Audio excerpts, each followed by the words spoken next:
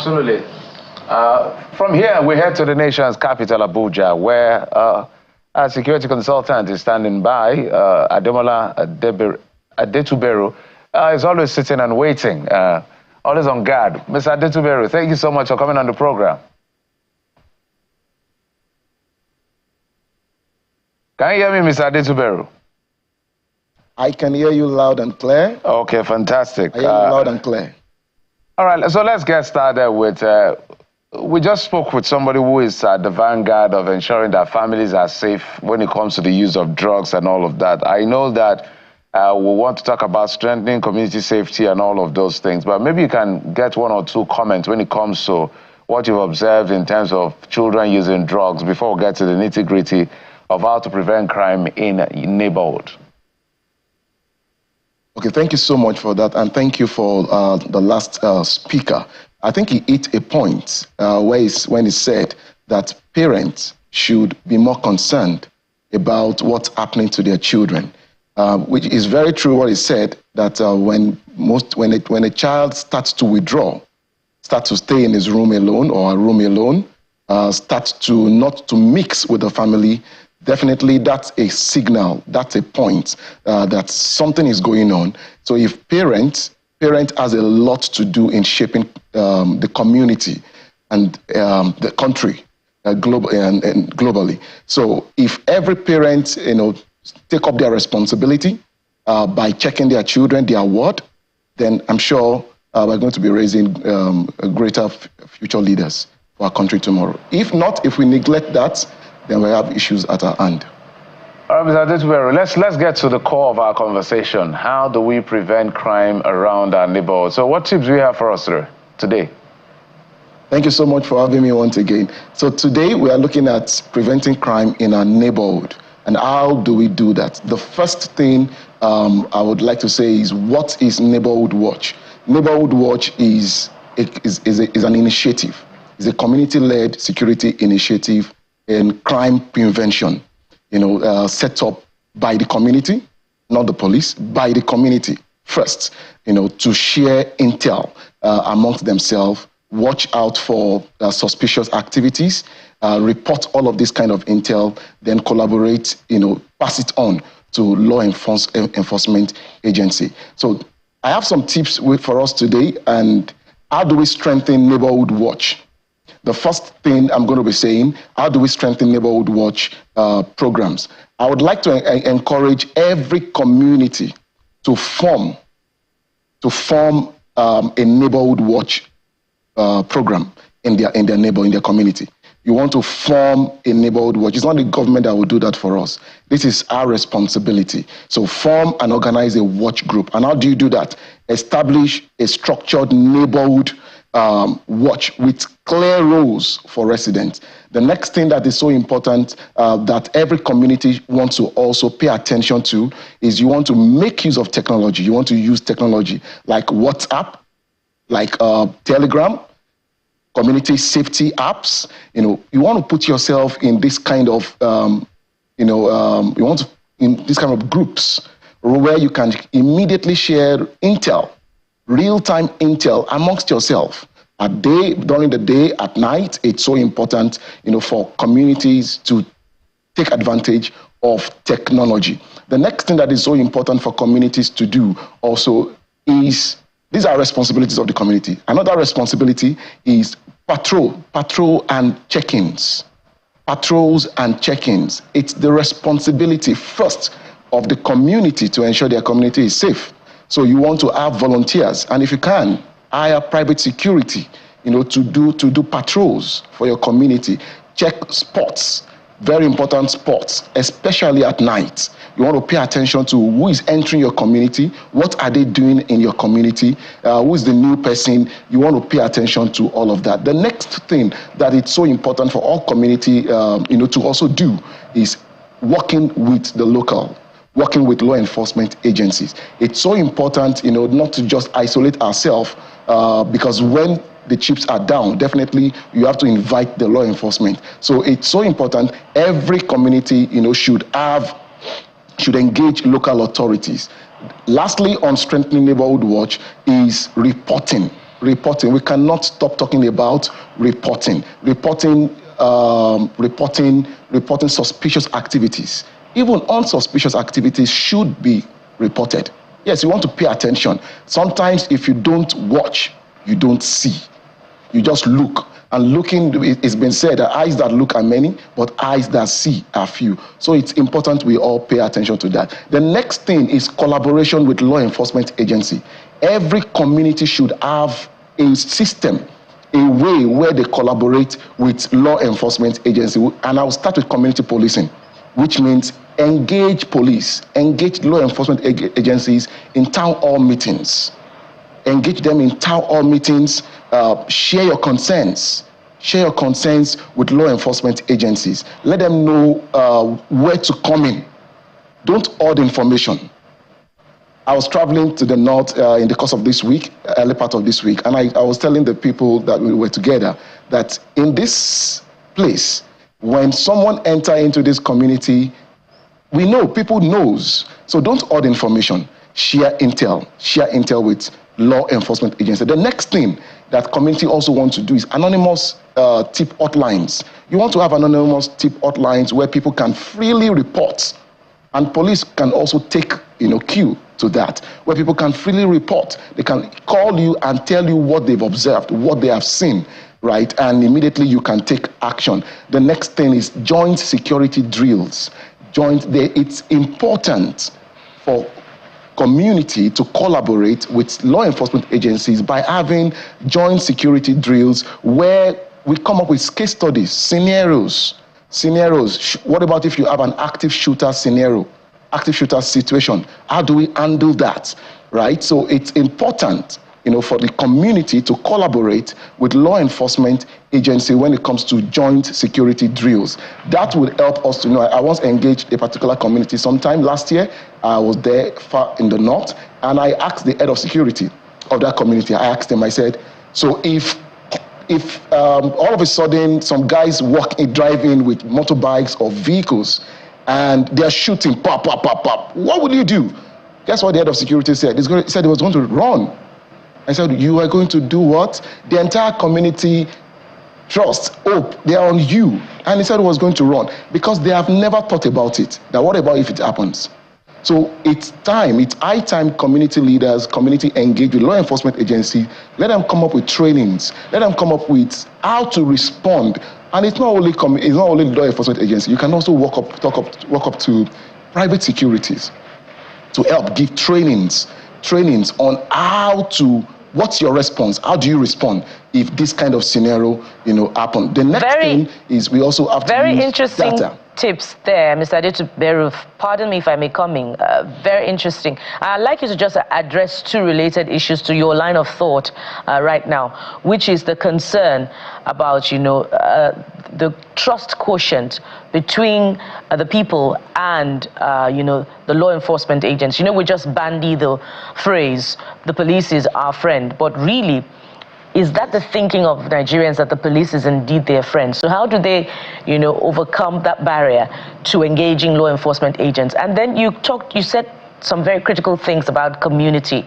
And, northern communities come to mind at this time where cases of attacks are reported. And then they say they called for help and help didn't come until the damage had been done and people had been killed.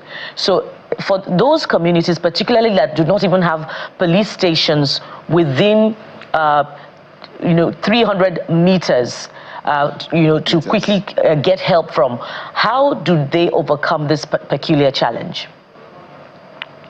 Thank you so much for this question. So let's talk about the trust. You asked about trust. Yes, trust has been damaged. And that's the unfortunate thing between the citizens and the law enforcement agencies. Most of the challenges we have is the trust issue. We don't trust our law enforcement agency. But I will start with saying that everyone and every organization has something we call the emotional bank account. Emotional bank account. And I would love everyone, I'm coming from the point of psychology now, psychology in getting the desired results.